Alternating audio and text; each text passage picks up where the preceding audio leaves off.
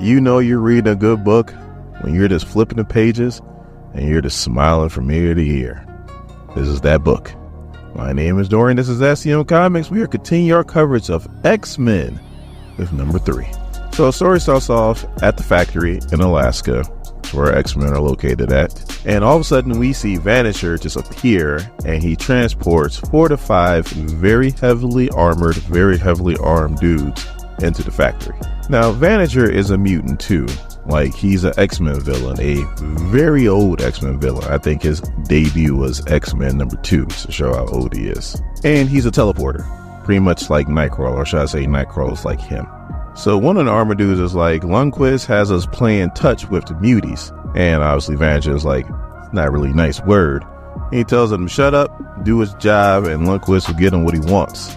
And Vanisher's like, look, I can do my job, but what about you guys? How you gonna get past the X-Men? And dude goes, easy.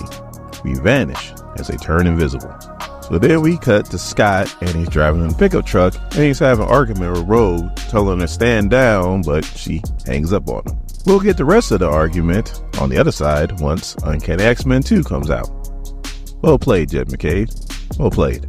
So as he's calling up Beast, he's talking to himself, and he goes, I don't know what I expected. Rogue is right there in the name. Again, well played. So Beast answers the phone and he goes, ahoy! It's good to have Joyful Beast back. So Scott's like, she didn't say it, but she didn't have to. I'm pretty sure she's gonna make a move on Grey Malkin. I'm like, Grey Malkin? I'm like, the mutant Grey Malkin? Like the dude that got like the dark powers, like when he's in the dark, he's like super strong, super fast, agility, all that good stuff. But when he's in with the light, he has no powers. You know what? I'm getting ahead of myself. It might not even be him. So we'll find out in Uncanny X-Men number 2. So Beast is like, okay, well, what resources? Cyclops is like, Gambit, Jubilee, and Logan. And Beast goes, and Scott's like, that's it. He's like, that's it. Scott's like, yeah, they're living in the woods and they took in 4 young mutant strays. Beast is like, they're going to get pinched, if not killed. So Beast is like, what do you want to do? And Scott's like, if she's moving, then we need to move our plans up.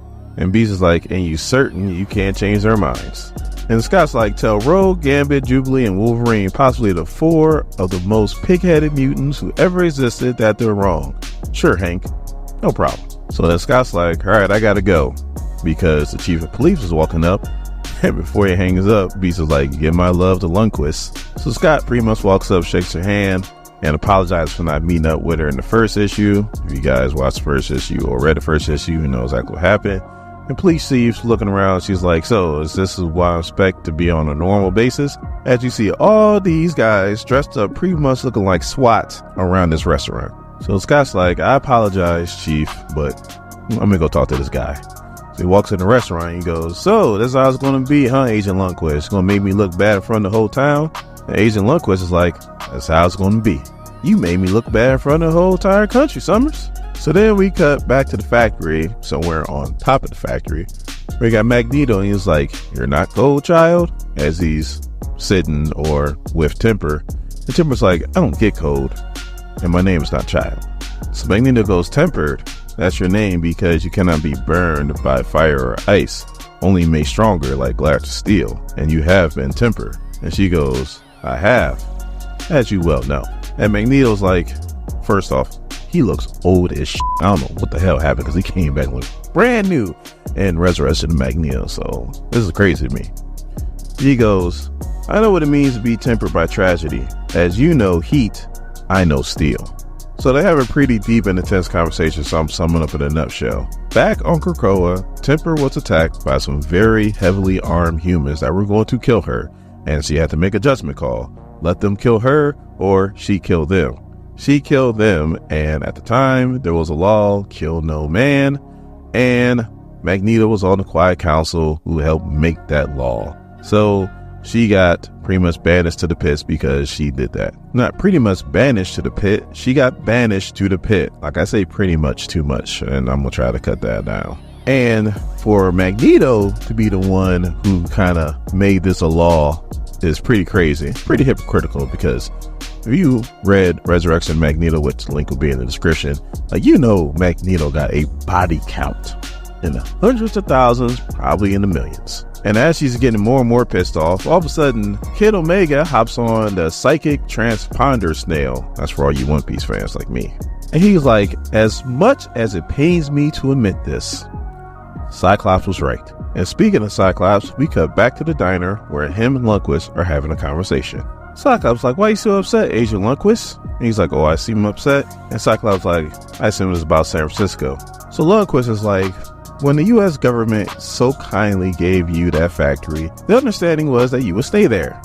And Cyclops is like, there was no understanding, Agent Lundqvist. Only implications. And I don't deal in implications. For why I look at it, I was doing the government a favor taking the factory because it wasn't a gift. It was a settlement. Do you remember my court case? It's hard to forget.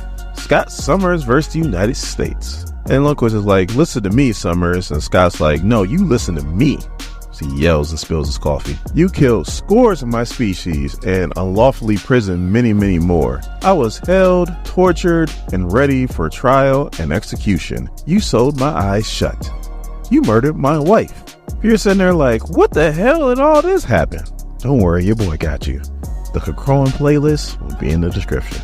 All this with the tacit permission of the U.S. government, with a understanding. So when I settled for the factory, for damages done upon me, that was a gift to you, because I could have got a hell of a lot more. So there he goes. Now, is one picking up the check? Because our cook is a vegetarian.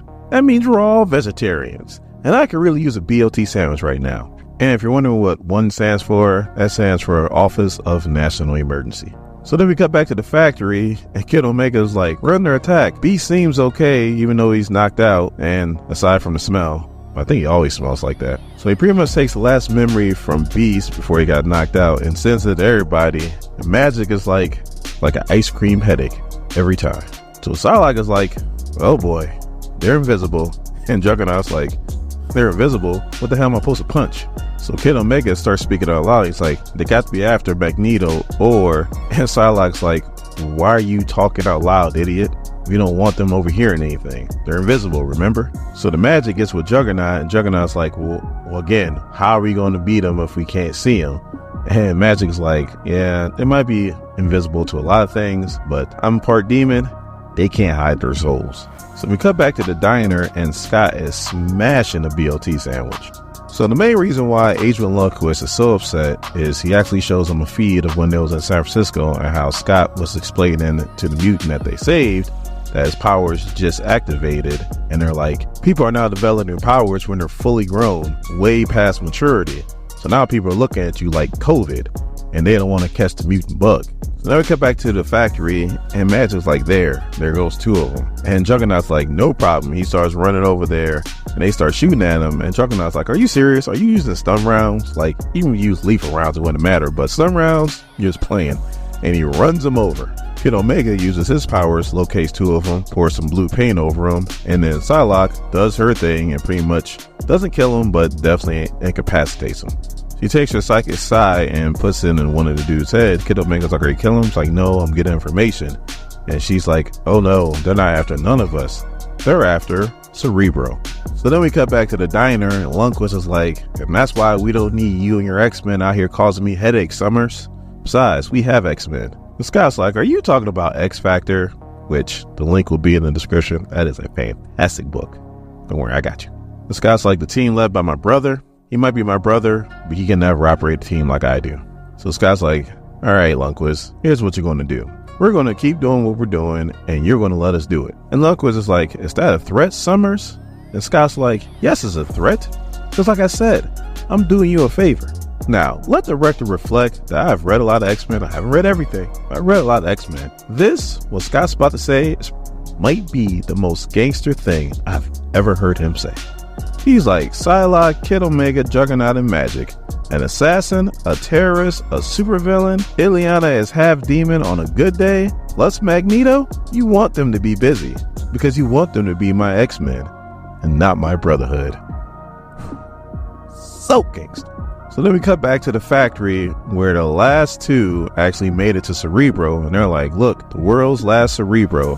One dude's like, don't get too attached because it's about to be extinct. And Temper's there, and she's like, you might not want to do this. Well, they take grenades and they throw it at her and Cerebro. She catches them and goes, "Are you going to burn me? I don't burn idiots," as she freezes them and the grenades. She also explains when she was on Krakoa how armed men just like them came in there and she had to make a decision, and then she became collateral damage. As she walks away, she's like, "I'm not being collateral damage anymore." So they cut back to the diner. They're outside, and Agent Lundqvist is like, "You think a handful of mutants can really take on the entire U.S. government?" And Scott's like, "If we need to. Besides, if it really comes down to it, I can always call my wife." So then the X-Men show up with all the agents in a bubble, courtesy of Kid Omega. So Scott's like, "Go ahead and go tell your bosses to back off, or it's going to be Scott Summers versus the United States government for real." So then Scott tells Psylocke to pretty much handle prisoner transfers. He wants to go into the bathroom to wash his hands after dealing with his friends.